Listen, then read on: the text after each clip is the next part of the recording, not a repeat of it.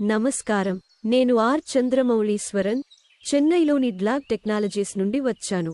ఇప్పుడు మనం 25 లీటర్ల లాంసీడీ ప్లస్ వాటర్ మిశ్రమాన్ని ఎలా తయారు చేయాలో చూడబోతున్నాం. ముందుగా పూర్తిగా ఖాళీ ప్లాస్టిక్ టబ్ లేదా డ్రమ్లో 25 లీటర్ల నీటిని తీసుకోండి. ఈ లాంసీడీ బాటిల్ని ఒకసారి షేక్ చేయండి. 20 మిల్లీ లాంసీడీ మాత్రమే కొలిచే కప్పులో తీయండి.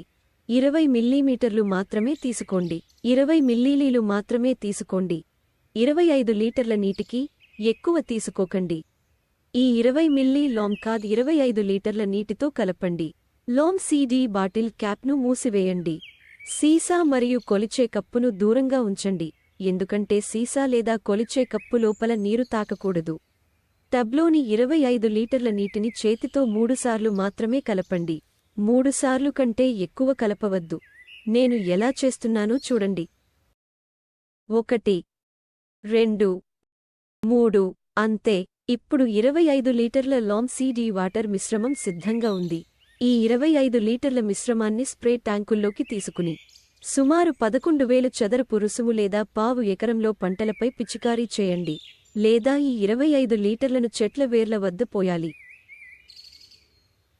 ఈ ఉల్టా తర్వాత 30 సెకన్ల పాటు టబ్ను తలక్రిందులుగా చేసి పూర్తిగా ఖాళీ చేయండి. మళ్లీ 25 లీటర్ల నీటిని తీసుకుని 20 మిల్లీ లాంసీడీ వేసి లాంసీడీ నీటి మిశ్రమాన్ని సిద్ధం చేసి చల్లడం కొనసాగించండి. మీరు గతంలో ఉపయోగించిన క్రిమిసంహారక స్ప్రేయింగ్ ట్యాంక్ని ఉపయోగిస్తుంటే మొదటిసారి ఒంటరిగా ట్యాంక్ను పుష్కలంగా నీటితో 4 లేదా 5 సార్లు శుభ్రం చేయండి. ఈ వీడియో చూసినందుకు ధన్యవాదాలు.